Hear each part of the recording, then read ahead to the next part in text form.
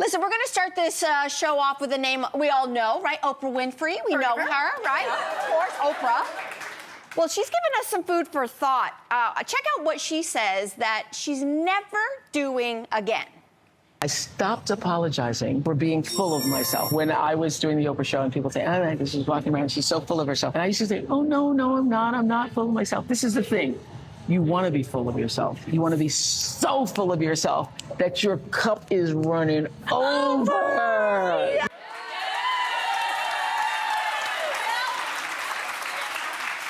So, is being full of yourself a good thing?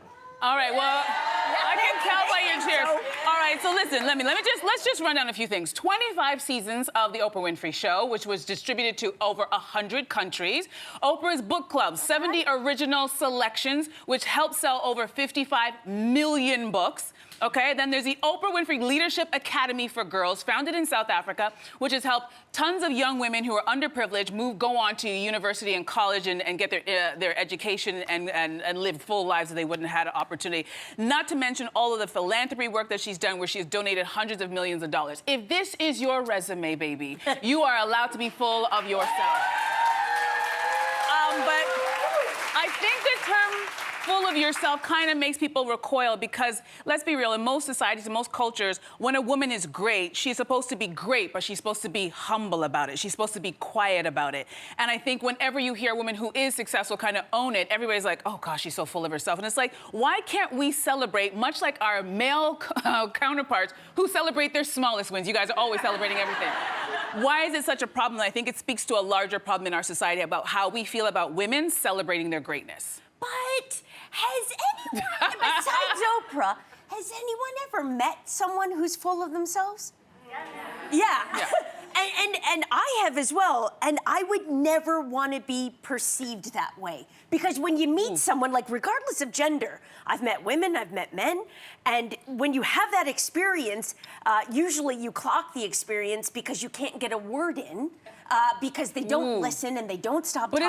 But is that full of yourself or is that obnoxious? I'm going with full of yourself because I think we can get into the nitty-gritty, into the weeds of the semantics, but I think when you meet someone and your immediate thought is, oh, this person is full of themselves, it's a gut reaction. And so that's the kind of reaction I'm basing this on, and I would never want to be perceived that way because I've experienced it, you know? Yeah. I'm the same. And I think it is a bit of a semantic debate because I think that what we do want is confidence. And I think confidence, though, our favorite kinds, for me, is the quiet confidence. People who they show up, they know their own resume, and that kind of speaks to what I was talking about. Where it's like, you're supposed to be great, but you have to be quiet about it. But I guess I like it in people. When somebody comes in, like we've had this with celebrities, men or women. We've had this with celebrities who come on here, and usually, I'm just going to say it out loud, the middle-level celebrity comes in a lot of times with a lot of full of themselves energy. Look at her. I was gonna say, they're not very kind, they're not very They're kind of like they roll deep, they have a big crew, whatever. And it's the very high level celebrities who have this quiet confidence and they're still able to connect with other people. So I think there is a distinction to be made between what I perceive as full of yourself. It's closer to narcissism and it's closer to, it's trying to prove something that doesn't necessarily, maybe if you've got a resume like self-awareness, this is a very personal story for me, and I'll share that in just a second, but there is a saying that insecurity screams and confidence whispers. Okay? So now that distinction is really interesting because this story is very personal to me. They always say don't read the comments, but when we started The Social, that's all I would do. And it was not a lot of people, but all it takes is a few people, and people would write all the time in the comments on Instagram, and guess what? We read them. And we're human, and people would constantly say, Melissa is so full of herself. And I got that for years on this show. I got that for about 10 years on this show, okay? And I don't know who you are and all of those things, but it hit me so hard because I was like, I don't want to be perceived that way. And what am I doing that is giving off that energy? And just like a breakup, even if it's 95% one person, there is 5% that's yours. So I have for the last 14 years been asking myself, what is my part in this?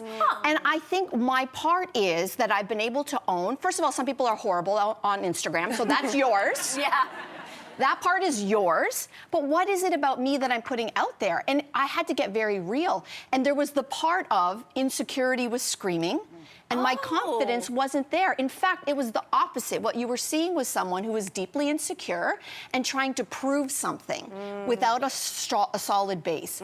I have never been more successful in my life, and I've gotten quieter about it, okay? In some ways. Do I celebrate my wins? I've got a #1 podcast. I had a successful kids' clothing line. Somebody wants me to write a book. There's all these things happening that are so successful, but the difference is I'm doing it for me. I'm not doing it for you anymore. Now, so the takeaway for me in all of this is authenticity. I've been performing a lot on this show and losing sight of who I am and what actually matters to me. So I don't see those comments anymore. And that doesn't mean people don't still think it, and you're free to think what you want. But I think for me is I am so happy in everything that I do. I'm so happy that I get to be here on this show and talk to you. That's hopefully what comes across.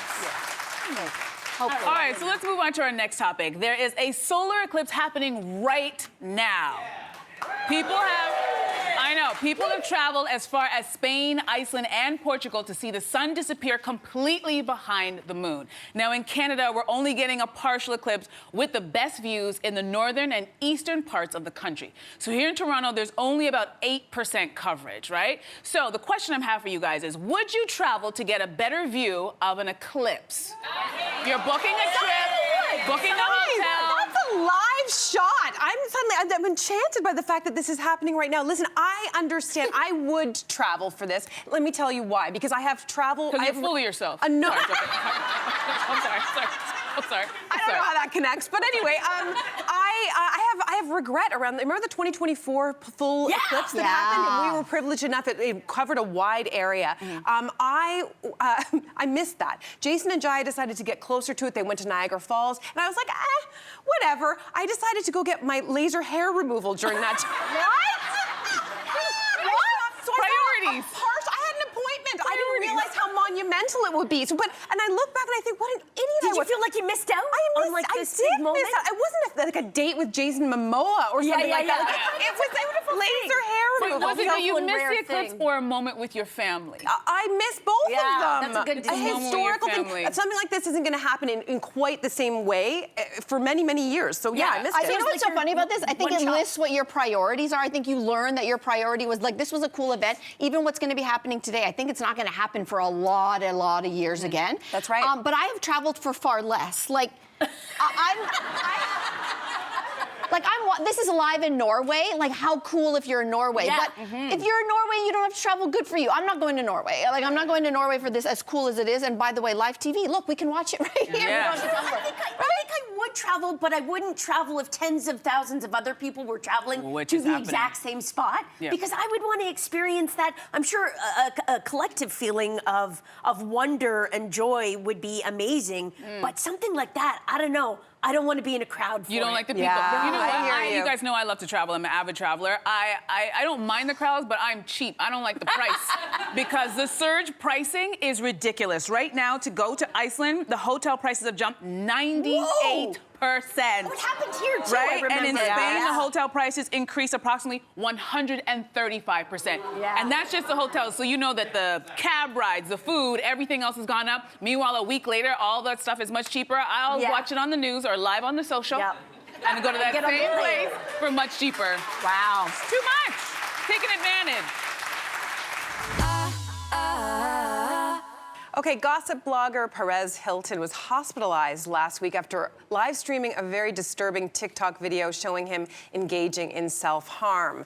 So reaction from celebrities has been mixed, but notably actor Jared Padalecki went as far as to apologize for his initial sympathy, saying he was unaware of Hilton's past outing LGBTQ+ celebrities, using derogatory nicknames and targeting minors. So Hilton has expressed regrets for these actions in his memoir. But what is the right balance to strike in a situation like this? Ooh, yeah. So It's how do you have sympathy in this case? First of all, he was a particular kind of person who made a ton of money doing a particular kind of thing. I don't think any of us are mean-spirited that way, so I'm not partaking in the pylon. But of course, I was also never targeted by Perez Hilton, as a lot of celebrities were. There is a saying that some people believe that there really isn't a heaven or a hell outside of life, that you live your heaven or hell that you build right here, right now. So he's going through stuff. Yeah. It is what it is. I don't have to say anything about it, and I'm certainly not going to make light of what he's done in the past. He has tried to personally reach out to many celebrities that he hurt. Whether or not they accepted those apologies, I don't know. I don't know why you wouldn't publicly make even more pronouncements. He has made some. So what I do want to say is this. He didn't get rich on that stuff by himself. So at his height, he was worth $30 million. He was making $45,000 a week in advertisement sales on his website, which I went to. I would go into it, and I was appalled by some of it, but I guess I was a visitor. So he didn't get rich by himself. When he turned nice, he is now broke, ladies and gentlemen. So what is the lesson? It isn't all him. It isn't all him. We made him rich because we were eating up what he was serving. So it's also on us. Yeah, but it's tricky because, you know what, it's not just Perez Hilton. I also think about P. Diddy, and I think about Wendy Williams, talk show host Wendy Williams, where these are people who said and did a lot of harmful things at the height of their career. And we're right, we danced to the music, we watched the show, we did all the, how you doing? And now we're seeing another side to it where it's like, it reminds me of, you reap what you sow. I'm not happy and not celebrating anybody's demise, but it is kind of like you did make your money and you made a conscious decision to make your money off the backs of other people and to make fun of them, children, everybody. No one was safe. And now we're watching you.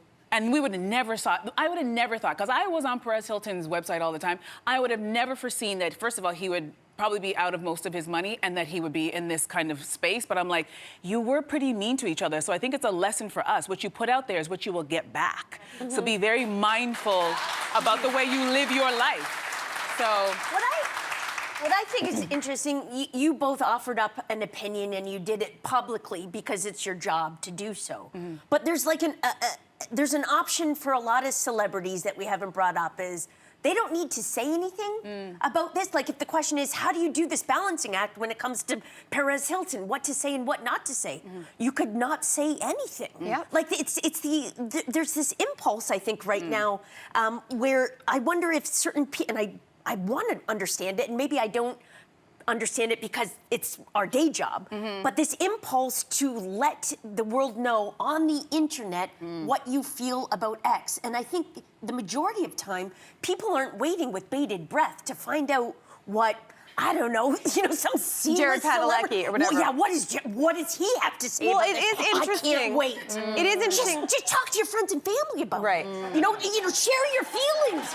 But here we go. I know. I think in the case of Jared Padalecki, I understand he does a lot of work with mental health. And so if you didn't really know or do a deep dive on him, he just saw this person who was suffering. And it was very disturbing. I don't suggest you look up any of this videos. So I think that's where his impulse came from. There was another person who weighed in, which was Baldwin. Ireland. Baldwin. And you guys might remember. Alec Baldwin and Kim Basinger's daughter. That's right. Many, many years ago, he was one of the ones who, I think maybe the first one, who aired a recording of Alec Baldwin, not at his best self, saying some pretty horrible things to his daughter, Ireland. And I think that Ireland felt the need to, she was like, you personally kind of had a real profound impact. And so she had needed to express herself. Could that have been better, just talked about with her dad? I don't know. But I understand in those two cases maybe why. And maybe I'm not being generous enough in spirit, but even that, like the idea of someone suffering and you needing to appease yourself in such a public way when you wouldn't do it with your friends and family. Therapy is expensive. Comment sections are free. And that's what I see. When I read comments, I'm like, here you are showing your childhood trauma, baby. And then if you get people to double tap and heart your comment, you feel validated. I think that's why people are so quick to share. That's interesting. Yeah. It's fascinating. We're going to take a break? Yeah. Take a break? I guess so. And thank you for reminding our viewers, it is our day job to have an opinion. Just literally pay us for that. People forget. Yeah. Speaking of that comment section, why do you think that way? It's my job. Okay, so listen to this story. The University of Michigan has just announced they're going to be switching to pass-fail grades for just their first semester students in some areas of learning. The school said they're pivoting away from a letter grade system to curb the mental health crisis, those are their words, that they're seeing among their pupils. So is this an effective intervention, or is this taking things a little too far? Audience, I think I might be with you. I might be taking things a little too far. I was a first-year science major, and by the midterm, I was on academic probation, which was kind of funny because in my final year of high school, I'd been a straight A student. And it's something I realized something rather, that university is supposed to be a challenge. It's not supposed to be easy. And I can think of this great scenario. It's like, can you imagine a varsity athlete going that first year, making the team, and the coach saying to this varsity athlete, let's go at 50%. Oh. Let's not care about winning. Let's just, let's not try our hardest. Let's just see, let's just have some fun. We could never imagine that, but we would imagine that for our brains. Okay, but wait. Do you know what I mean? At an institution of higher learning, let's just keep your brain down. Let's not worry about Wait. Let me defend the students. Oh. Let me anger the teachers. I know. As soon as I heard you guys in the audience, I literally want to do this to my notes. But hear me out. Okay, so I got into university. I was a student all through high school. I was so sick and tired of high school, and I was like, okay, I'm going to university. I was in there at 17. I was a little young, and as soon as I got there, I realized I was out of my depth. Like, it was a lot for me to take on. I also really didn't know what I wanted to do with my career, and as did most of my friends, we didn't know what we wanted to do in our first year. We were just trying things on. Like, you just take this course, and people were giving, try this, so you try like that. this. So I like this, so you can kind of ease into it. So by your second year, you're like, okay, now I got the rhythm of it. Now I know what I want to do. Now I'm going full force. But the first year, it is very, it's overwhelming for a lot of students. So if you can go in just not feeling like, oh, I have to get these grades or my GPA, you can be like, I just do a pass-fail so I can just figure everything out. I think that'd be figure it out by the midterm when you find out you're on academic probation.